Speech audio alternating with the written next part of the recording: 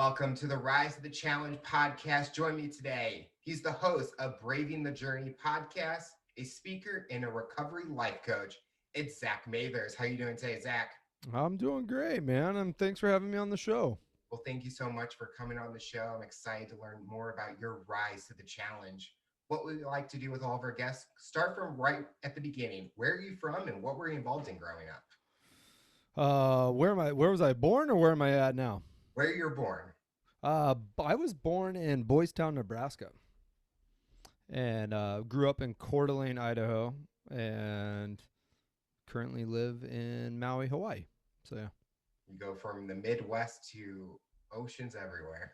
yeah, absolutely. I don't remember Nebraska. I was little, moved out of there, never actually been back there yet. So yeah. When did you finally make the move out to Hawaii? Been out here 7 years. My wife and I kind of uh decided to give it like a let's just see what happens. Kind of one of those. We left our house, rented it out back in Idaho, and we're like, let's just go out for a year, see if we like it. And yeah, haven't left. Growing up, were you involved in anything that kept you productive, or were you kind of an easy flowing child? You know, I always played soccer. Soccer was kind of my dad coached me.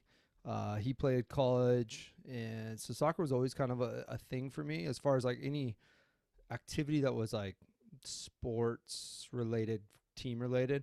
And I got into my high school years, for me it became snowboarding and wakeboarding, and I pushed hard in those sports until my body kept breaking. But yeah, I think those were kind of my things. And all the way from a young age, I can remember my dad always handed me a hammer.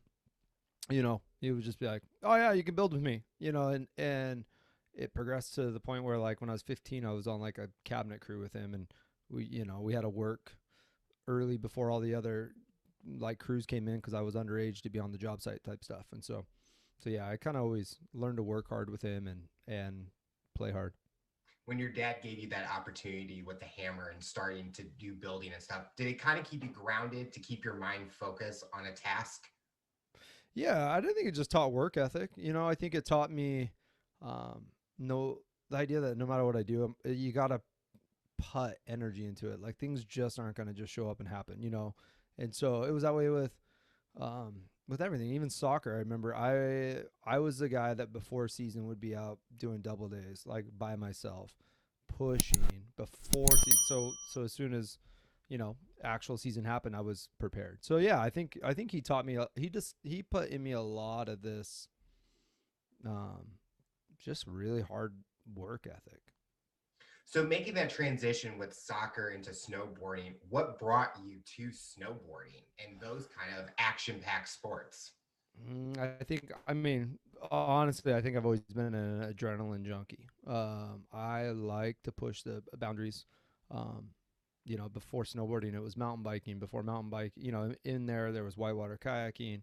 Um, and so I lived in an area like the North Idaho was four seasons. So in the summertime it was wakeboarding, and then in the winter it was snowboarding, and it just became a thing that I got good at, was able to get sponsored with, and was able to.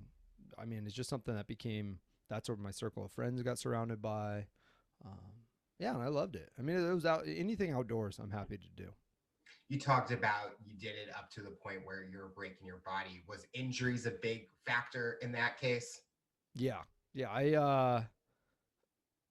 Yeah, like even recently. So I'm at 37 now, and I had a spinal X-ray, and the doctor's like, if I didn't know who I was looking at spine wise, like I would assume we're 60-plus-year-old man. And I mean, that's just from, both shoulders have broken collarbones many times, surgeries on the knees, on the shoulders, on broken tailbones. I mean, yeah, you name it, things kind of broke for me.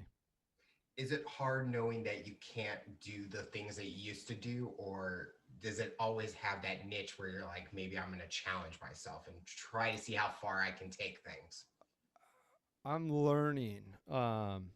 I wish my body, like right now, it's funny you ask that because I'm in the season of life right now where like, I'm doing hot yoga. I sit in an ice bath. I do acupuncture. I kind of been doing a lot of different things to kind of help push my body into as healthy as it can be. Um, but moving to Hawaii, I get to surf still. So surfing is something I can continue to do, and my kids get to do it with me. And um, so yeah, surfing has kind of become, it's not as hard on the body as snowboarding would be. Did you have any inspirations or someone that motivated you growing up? I never was a person that had those like famous people I looked up to. I was one of those people. I'm like, if I just don't know famous people. If I haven't met you, I don't know you. But growing up, there was a couple men in my life that, not so much in like everything we were just talking about with sports and that kind of stuff that inspired me, but that um, I looked up to just as who they were, like as the nature of the person and the character of how they showed love and compassion to others. And so, yeah, there was a guy, Chris Herbert, who I really looked up to. And I looked up to people with like not looking at a person as a whole and be like, this person's perfect. I look up to him, but like I always had this like my dad. I look up to him in a lot of ways of his work ethic, and um, my mom. I looked at her as I was growing up as this um, really balanced woman. She was a marriage and family therapist, and so she was the talker, the one you could process with. And my buddy, Chris Herbert, who was older, he was about 10 years older than me. So as we grew up, he always took me under his wing, and um, he was someone I looked up to just for his passion for life. He just was passionate about people, passionate about life, and so yeah, I had people. I kind of felt like I was always blessed to have really good people in my life, kind of challenging me. I think that's a big thing nowadays where people look at these celebrities and stuff. They're like, ooh, I want to be like them. But it's all about like the materialistic aspects of those Right. lives. And I think we have to all dig down deep and go, how do they handle certain situations and take on those kind of roles when we're looking up to certain people? And I know I look at some of my friends and we all have similar paths in a way, but they do things differently. And it inspires me to go down that route in a way. And I've Yeah. never been one of those, oh, I want to be like him, but not because he's a celebrity, but just more about what do they do as a human and a person. Yeah. And I think it's easier for us. I mean, it's easy to look at the material side of things and be like, I want that, and if I had that, my life will be better. I mean, that's how marketing works, right? Like, they put it on someone that you go, oh, if I have that product, then my life will be like that, and that's just how. So we have to like really fight against that, because the truth is like I don't care what you give me, it's probably not going to change my life drastically to be so much better.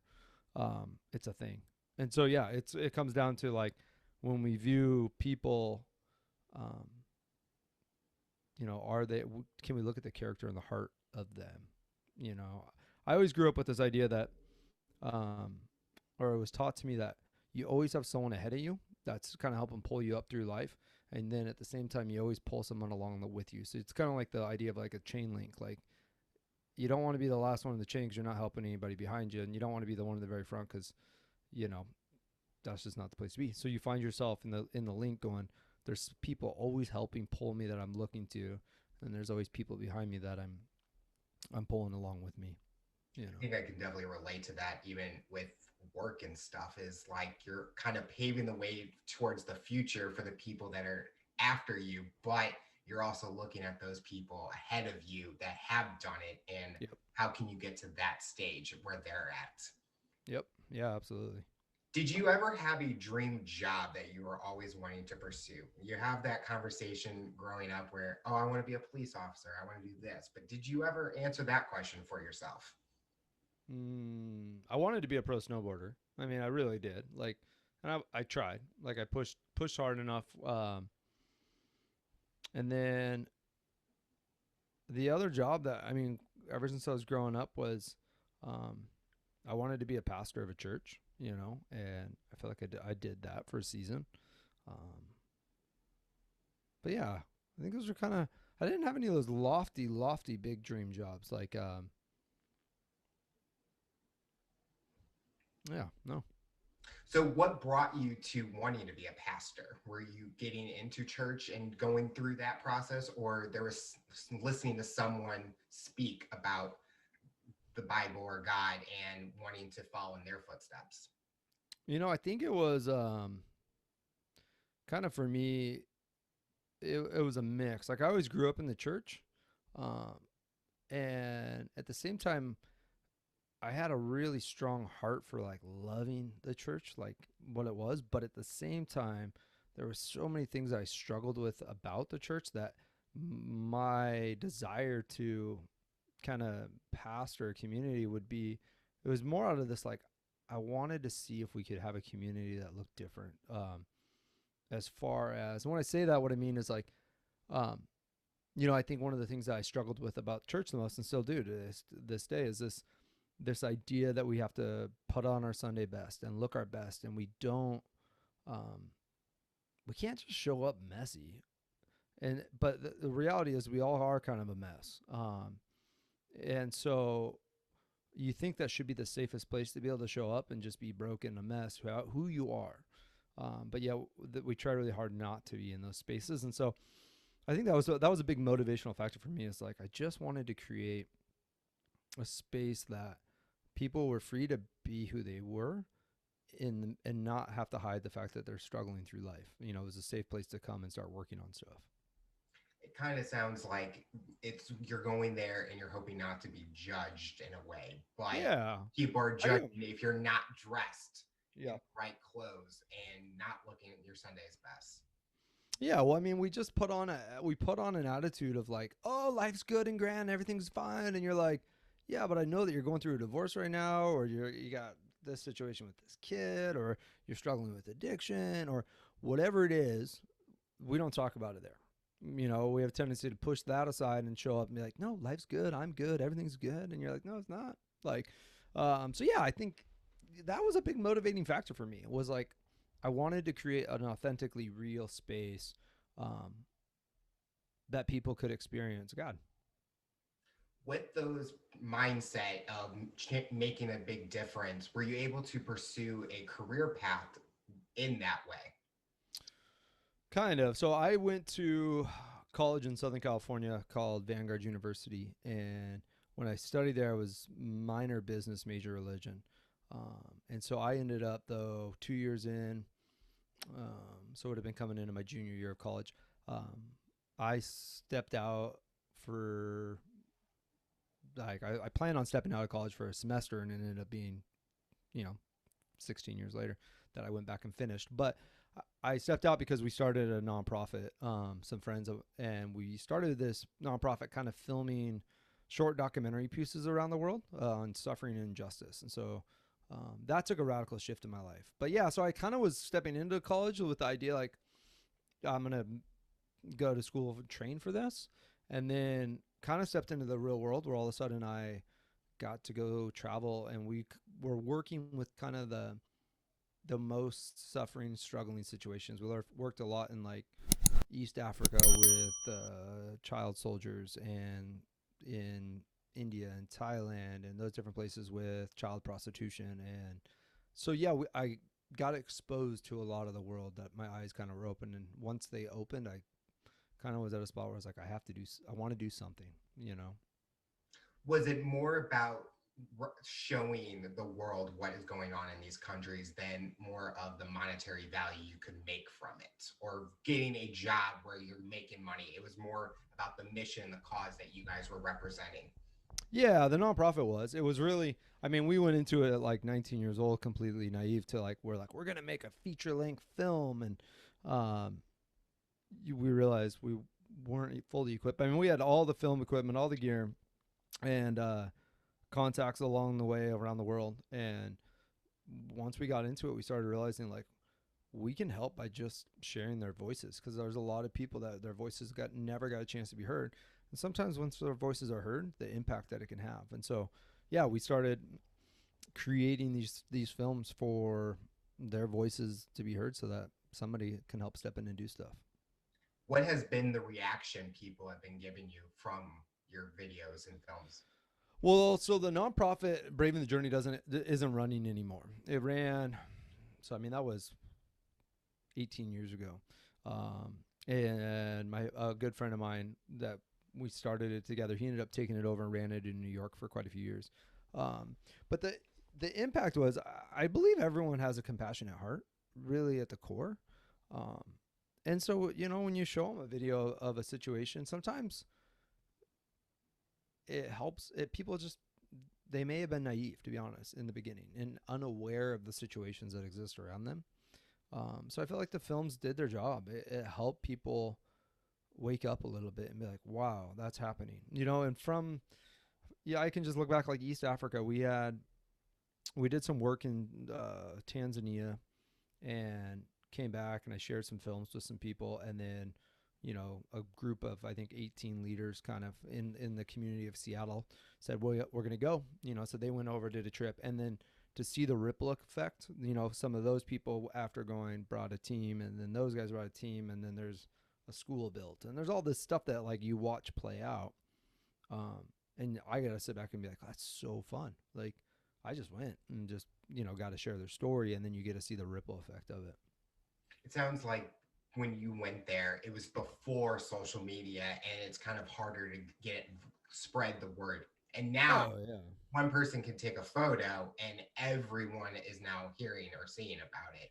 So I think it was like a way that it kind of starts. And even if you guys did it or were doing the same thing when you guys were all together now, it would still have that huge effect and bringing awareness to all these different situations.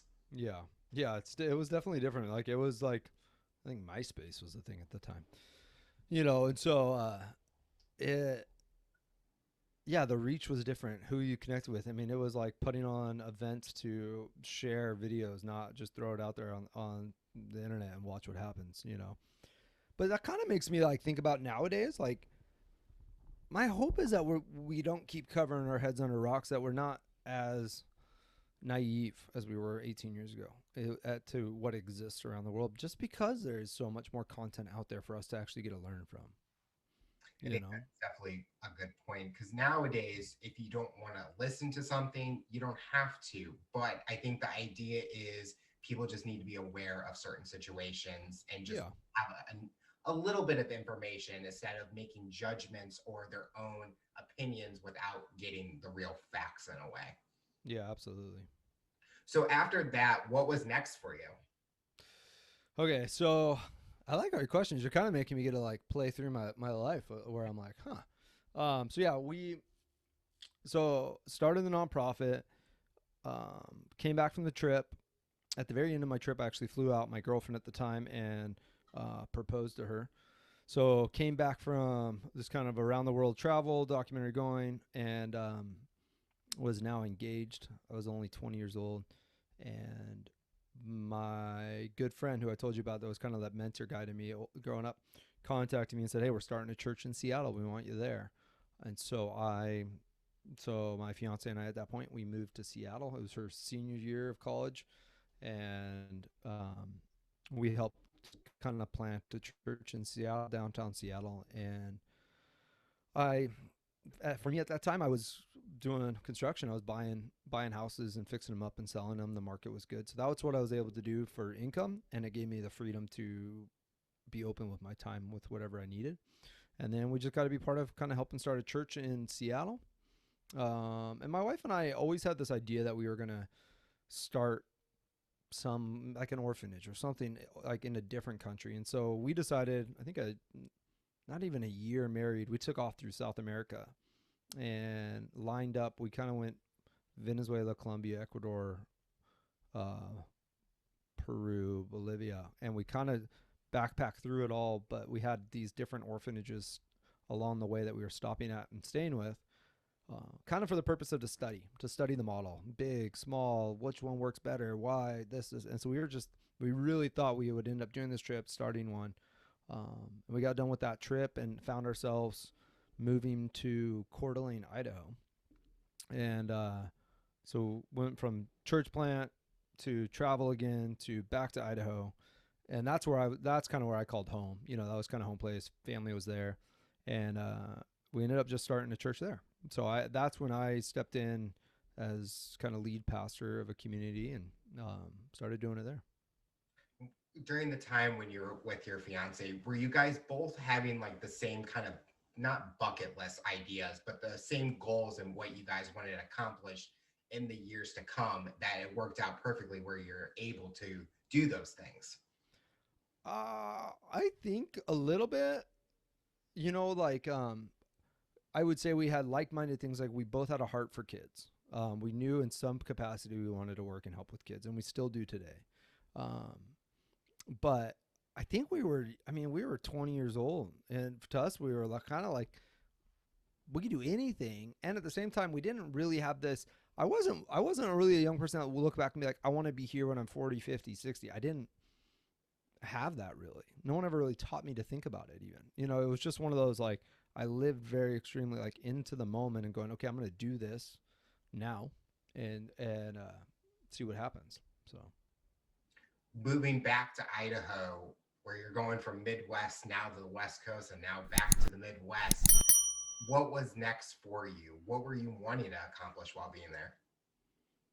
I think Idaho was a place where the move was more based out of that was family. And it's a beautiful, mountains and lakes, and it's a beautiful outdoorsy place. But like that was family, and I just bought in a house there that we were flipping, and to be honest, it hadn't sold, and that was my one property that was sitting empty, and we didn't have anywhere to live after our trip. So it was really like that house is empty. Let's go there. That was kind of the motivation. I wasn't going there for work specific. And I was going there because that was where family was. So yeah, I kind of went back to where family was, and then once we got there, it just kind of snowballed into, everything that was happening in Seattle with the church plant, just kind of rolled over and carried into Coeur d'Alene, where we're like, let's just start it here, I guess. During this time, were you going through any personal challenges or was everything good so far and you were staying positive throughout these different trips that you were taking? Everything was pretty good at this point in my life. Like I would say up to this point, um, anything I really kind of set my mind to, I was able to kind of accomplish. I felt very. I mean, at this point, I'm 21 years old. Yeah, 21, 22. 21, 22, buying and selling houses. Um, Started a nonprofit that was running, and newly married and starting a church. And so um yeah, it was almost like too good at that age, where that everything up until that point had been going so well, um and there was a lot of people in the my life and surrounding me that kind of were looking to me for guidance, and I think I was still very young, like really young, and um didn't know how to handle that, I guess. Was it a lot of pressure and worry that you may give the wrong advice in a way or something that may not work for those individuals? Yeah, I think for me it was um, kind of this idea that I had to have it all figured out. And at that age, I kind of thought, okay, I can. I'll figure it all out. And the stress that you add to your life when you think you have to have the answers for the world, now I could look at it and be like, man, I don't know very much. And um, I'm okay with that. And I'm going to make mistakes, and I'm okay with that. And like back then, I didn't have that mentality. I had this like, I got to do it right. I got to do it perfect. I got to lead people in the right way. I got to. And so there was this pressure. And then for some reason, I built it in my mind that I had to have it all figured out. And so I couldn't share these struggles and pressures I felt inside. And um, so I kind of just began to build this internal like pressure that was building inside of me. And yeah, on the outside, still trying to act like everything was perfect and we had it all figured out. During this time and feeling that pressure, did your wife know anything that was happening, or were you keeping it all in and not expressing to anybody what you were actually feeling? I think I was keeping it mostly in. Like my marriage was actually a great marriage. At that point, there wasn't anything like necessarily like wrong. I think it was all a lot of um, internal baggage I carried, or internal pressures I felt that I didn't share very well with anybody.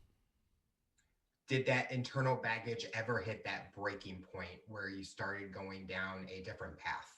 Yeah, I exploded my life significantly. So 3 years into pastoring, church is growing, and like the community I kind of talked about. It was a really neat community, but I still continually felt this pressure.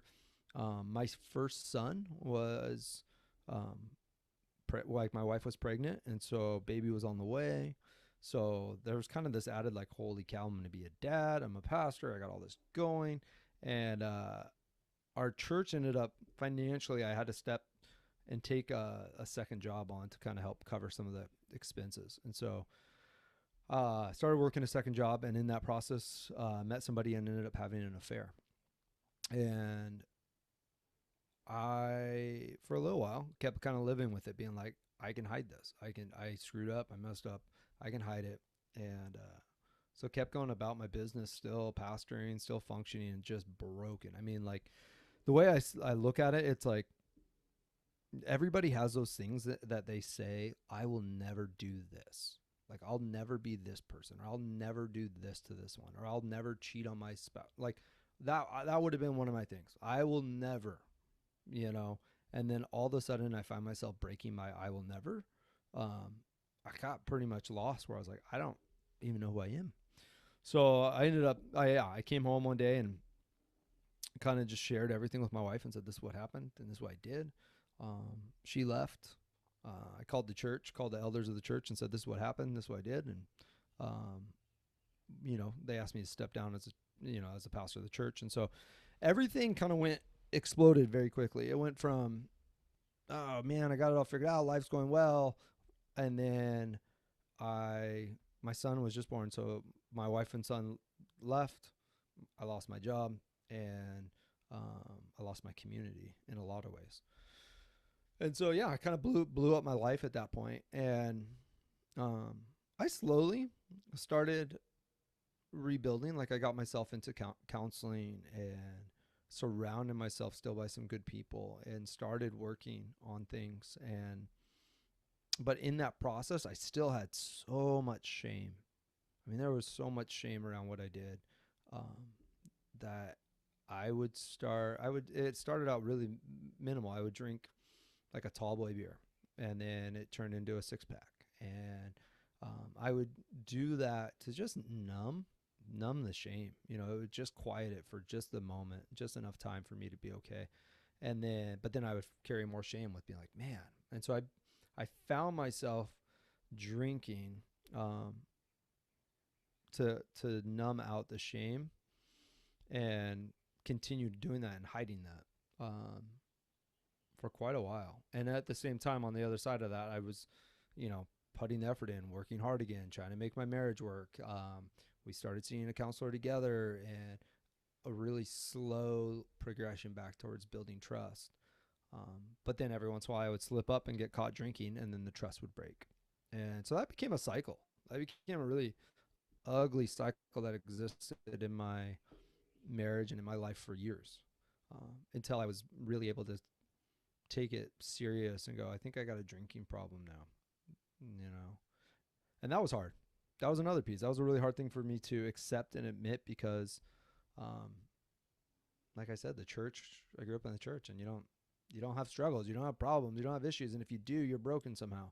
That's kind of where I came from, and um, and so it took me a long time to get to a comfortable space of even sharing about, um, the affair, or sharing about the fact that I'm a recovering alcoholic, and but neither of those things define me, you know. During this time, was it kind of a reality check in a way that you're young during this time and you still had a lot of growing to do as an individual? Yeah. Oh yeah. I mean, um, I look at a 22-year-old now, and I'm like, I don't think they should ever be in that position of like a lead pastor necessarily. At that age, maybe, maybe not. But I think it could be done. It could be done different. But yeah, I thought I had it all together at that age, and now, yeah, now I'm at, almost. So my wife and I've been married 15 years now. Um, 15 years later, I look at it and I'm like, I don't know what I'm doing, And it's a way more comfortable space to be in, of going, I get to wake up every day and go, I'm always learning. I'm always figuring out how to do it better. I'm always, learning just the small little things, how to be a better husband, how to be a better dad. Those are the things that if I could leave a legacy that my family will look back and go, man, he was a great father. He was a good husband. He dated his wife well. Like those things.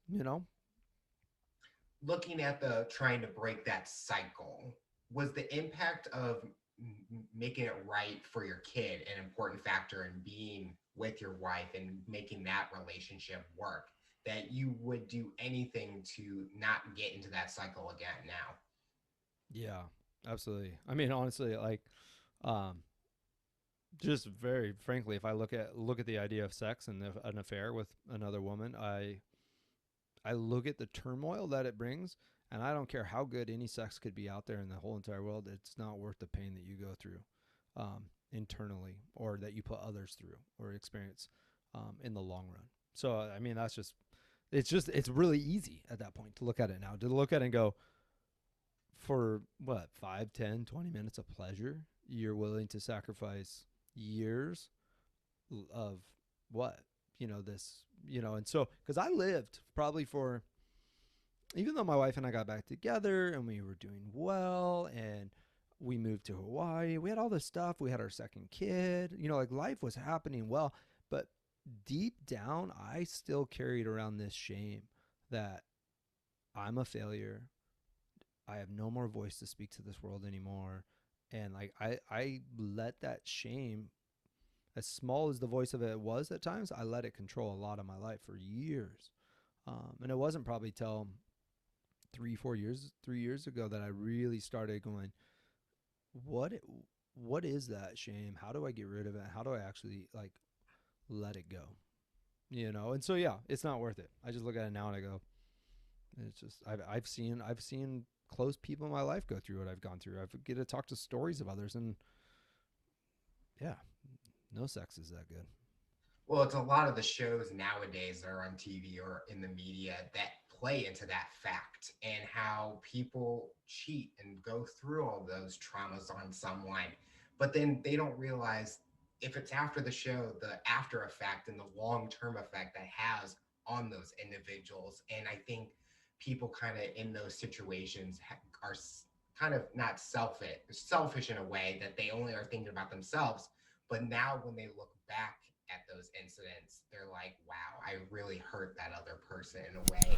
And it kind of shows that you knew something was hurting your wife and you're willing to now do anything to fix it and make it better. Yeah, absolutely. And I just look at it and it's just not, it's a selfish act regardless. I don't know I care how you look at it. Like it's just, if I look back on my affair, it was me choosing to cause damage to myself, to others, um, and just hurt so many. And so yeah, it's not. Yeah, if there's anyone ever listening to the show that's like on the brink of like, cheating on their spouse, or has this, if it's an emotional affair, whatever it is, if it's going on, like my words to you, it's as good as that seems, or as good as that looks, or as much as the world tells us that's okay, that it's just not worth what it's going to do at the core of who you are. You talked about during this time where you weren't able to be that voice of reason or being that voice to help others. When were you able to finally be able to do that again? Um, I think a couple years ago, I finally felt like I had a voice, and I think I moved. There was a lot of me that moved through the affair and the shame of that, but then I kept relapsing, meaning like I would put 6 months together and then I would relapse, and then I'd have a couple more months and I'd relapse. And so every time I relapsed with alcohol, it kind of threw me back into this shame cycle. And so I felt I couldn't be used, I wasn't worthy. I had all these lies. And so until I actually started asking the question of like, what are the lies that I believe about myself, and then replacing them with truth. That's kind of when finally I felt like, you know what, I have a voice. and I am unique, and my story does matter, and I started believing that. And I mean, that's a lot of what came out of like how Braving the Journey of the podcast started. Was it was a space where I wanted to be able to share stories, because I believe, you know, the, that when we struggle through whatever it is in life we're going to struggle with, that we'll have a tendency to believe this lie that we're the only ones struggling, and then we'll have a tendency to move towards isolation instead of stepping into community and going, here I am, here's my struggle. We isolate. And so the idea of Braving the Journey was me. I was like, I want to create a space where people that are struggling with recovery, addiction, with um, just challenges of life, that they can hear other stories and go, oh, okay, I'm not alone. So yeah, I think about a year ago was really when I was like, I'm gonna just start making noise again. Doing the show, what's the biggest thing you've learned about yourself doing making it? Hmm. I like you and I were talking before that we started recording, but like I feel like I learned so much from other guests that it's just like it's incredible. You just get to sit there and ask questions, and like, I'm like, it's uninterrupted time where I get to learn from other people.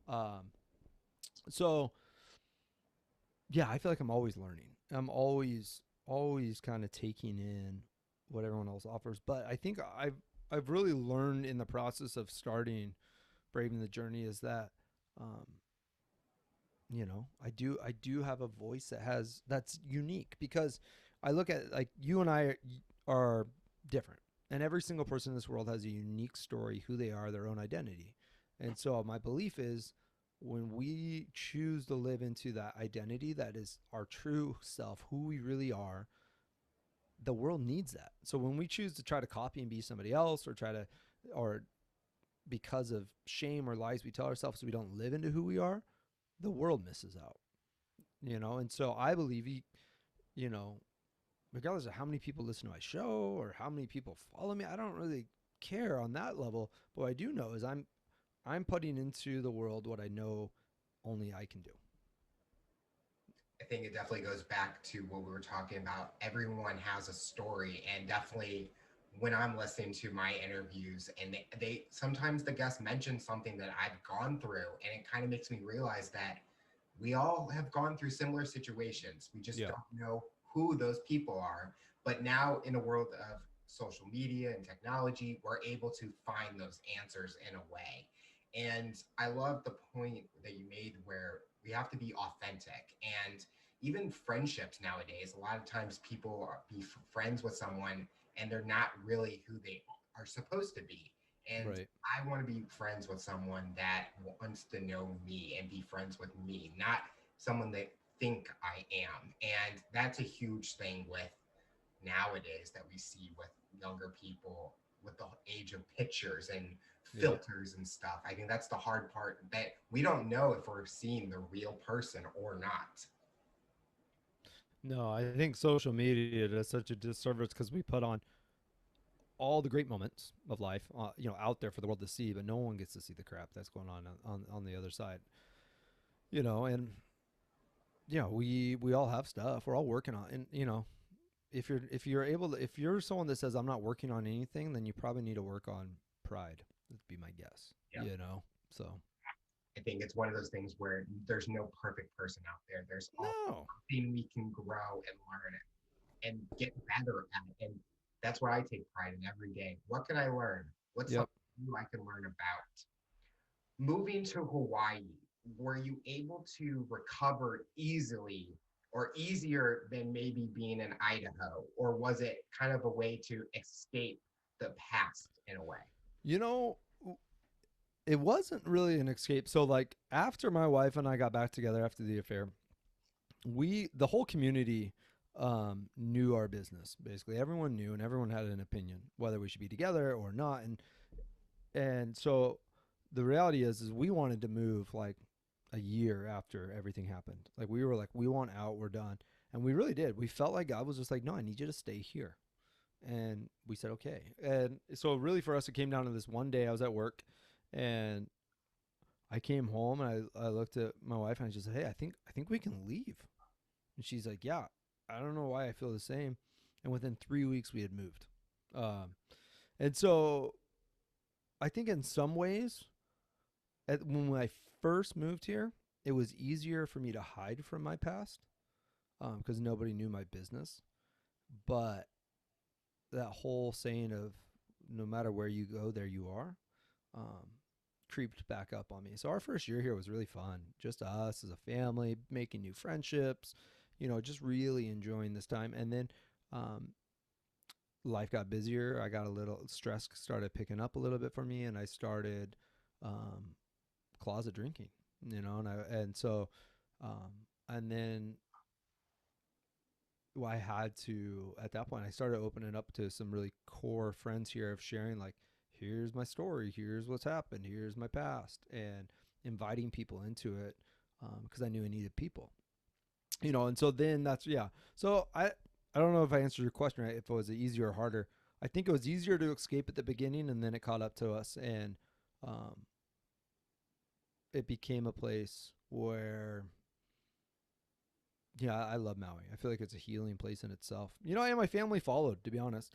My sister and brother in law and their kids moved out here like a year after us, and my wife's parents are here now, and my parents are here. And so, um, yeah, everybody came out there. When you're able to open up to the new friends and the people that you're interacting with in Hawaii, were they able to help in a way and help you in your recovery aspect? Yeah, absolutely. So we had a small group of friends that um, it came out. I think my wife was like, "You need to tell everybody like you're like everyone kind of knew about the affair and we talked about that, but it was more like I kept having these like relapses close together, and so finally I remember one night I was sharing with everybody. I was like, "Hey, I don't know what to do. I keep relapsing. This is where I'm at." And it was that group of friends. I had a really good friend that was a marriage family counselor. She's like, "Hey, you got to go see my friend Debbie tomorrow," and I was like, "Okay." And so I go see this other counselor, Debbie, and Debbie's just sweetheart of a lady. She reminded me of my mom actually, and I reminded her of her son. So it's just a weird interaction. I show up, and I didn't realize I was showing up to a treatment center. That was like an outpatient inpatient treatment center. I just thought I was going to see a counselor, and so I go meet with her. And at the end of the conversation, she looks at me and she's like, "Hey, my program is free to you. Why don't you show up tomorrow and start coming?" And I still had no idea what I was signing up for. I was like, "Yeah, okay." And so then I got into a outpatient treatment program where I was able to kind of still live at home and be a dad and be functional and still provide for my family, but I was able to put in a lot of work on my recovery, and it helped. It built a really solid foundation for me understanding addiction and recovery and what it is, what it isn't, and all that stuff. When you were going through that program, was your wife supporting you at the same time and hoping that it would get better, your guys' relationship and what the future could be with you guys? Oh, absolutely. Yeah, um she's an amazing woman because she's always been one of my number one fans. She wasn't like in this like resentful like, oh, now you got to put all this energy and time into doing treatment, and this outpatient. She was like the one just being like, I'm so proud of you. Like, I'm proud that you're working hard at it. I'm proud that you're taking it serious.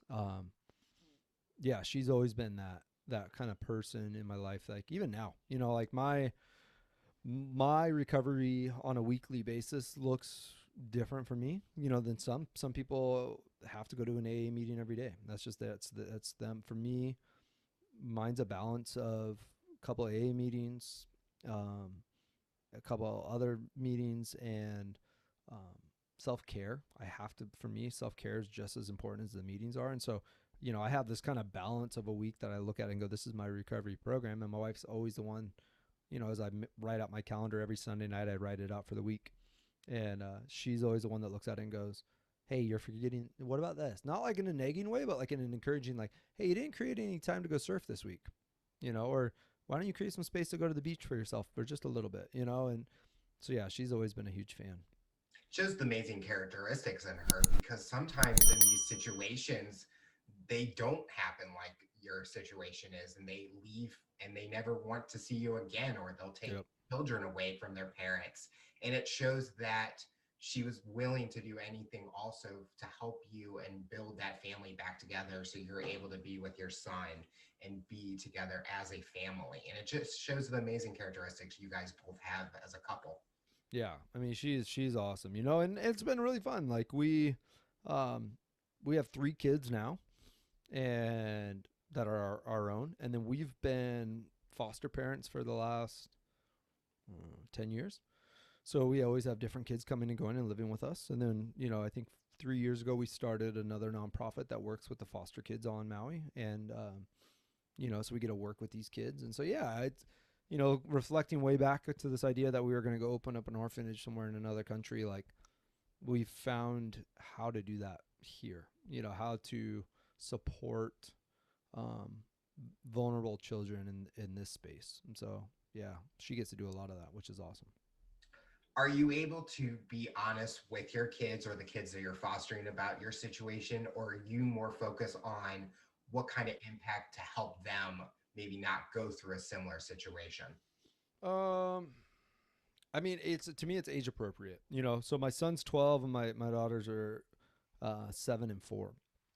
So they all know that dad goes to AA meetings. But I'm sure my 4-year-old doesn't really know what an AA meeting is. My son and I, you know, he knows about the affair. Um, my girls don't. Or, but I sat down with him and had to talk about it because I felt like, especially once I started getting public about it, like as far as talking, I was like, he likes to listen to my podcast, and I was like, well, you know, we need to talk through some of this, and so, um, yeah, so he knows, and they like again, they're like my number one supporters. Like, you know, my son will be like, Dad, how many days you got sober? You know, and like just you know, it's like they celebrate it, and at the same time, I really hope my kids get to learn from my mistakes. You know, I hope that they can look at it and be like, you know, I don't want to go down that path that dad did during that time, you know? Looking back at when you were younger, would you have changed anything differently that maybe would change the result of the outcome? Or are you thinking that it helps you grow as an individual to get to where you are at through all the challenges you rised over? Yeah, I mean, um, I really don't know what I could change in my childhood, younger years to deflect everything that happened. But, you know, I would definitely change the affair because, I mean, just how much pain it caused others. But at the very same breath, though, um, I I love that I get to work in a space now with people that are trying to be alcohol free and trying to figure out what the sober life looks like. And I would never have known how to connect with people. You know, even like I have had a lot of people come to me that have been in the same situation, you know, of like, hey, I had an affair. Um, I can walk into that space with way more compassion and understanding and grace than I ever would have been able to. So yeah, I mean, like, there's part of me that's very, you know, as much as the road was really rocky and bumpy, it was still, there was great joy in it, and I've gotten to learn a lot. So Kind of goes back to when we were talking about when you were younger or 21 and people were coming to you for guidance and stuff at a young age, and you felt like you weren't ready at that time, or you weren't prepared, or you didn't go through much. But now, going through your situation and people are coming to you looking for that advice, you have more of not confidence, but more sense of compassion in a way where you're able to give people those guidance and help them in their situations. yeah, at least I hope so. But yeah, I do. I think so. You know,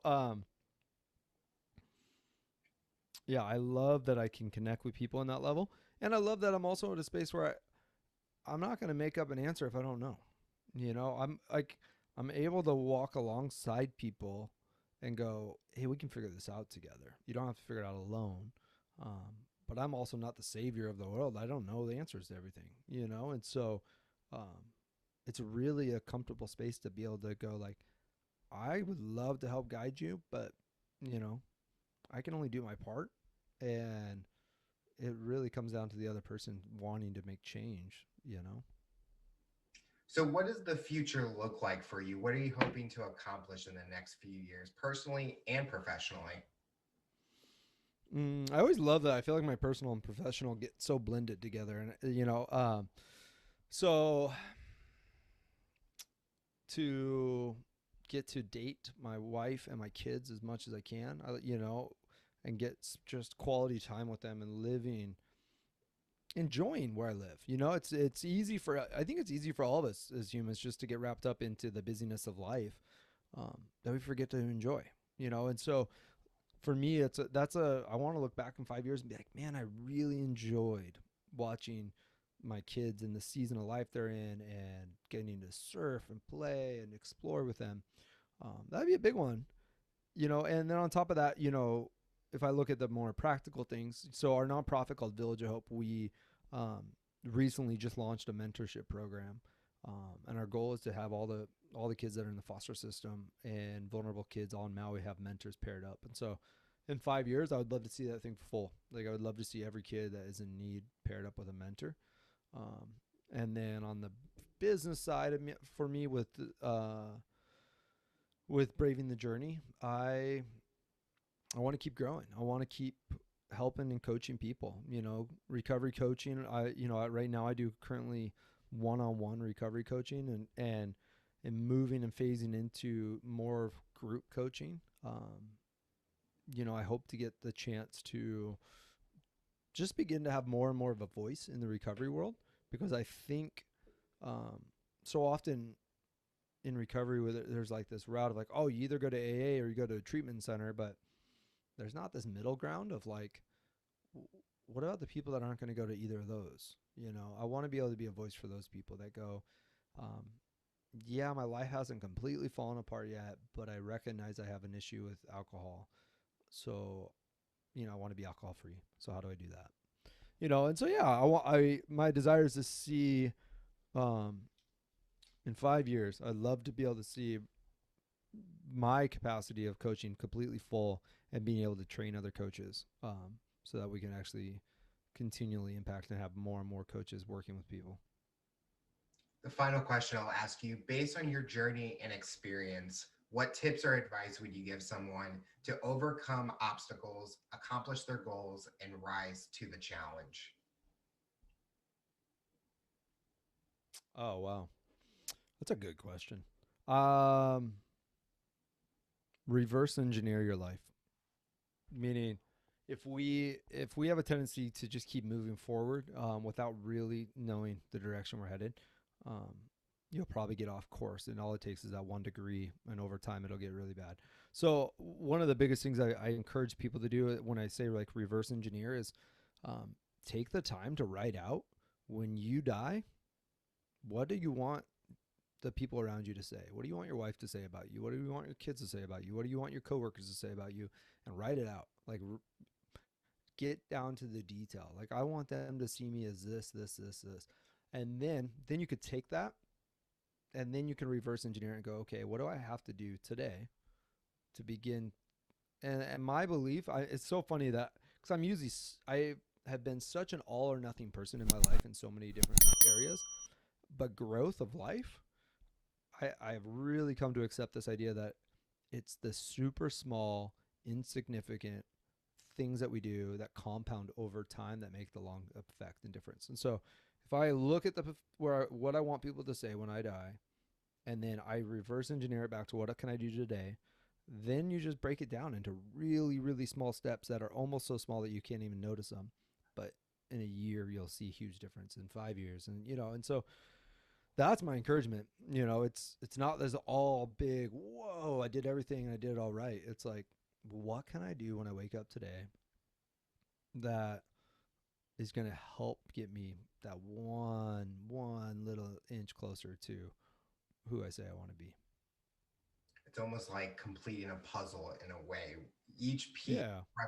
represents something, and you want to make sure you're able to put all those pieces on that whole picture, and Yeah. hopefully that end picture of you in the goal. Yeah. I mean, I've always just seen it like when we talk about, financially, like money compounding over time. You put it in a savings account and and you watch your retirement compound. If you don't touch it, you leave it there, it's going to compound. It's going to be worth more, right?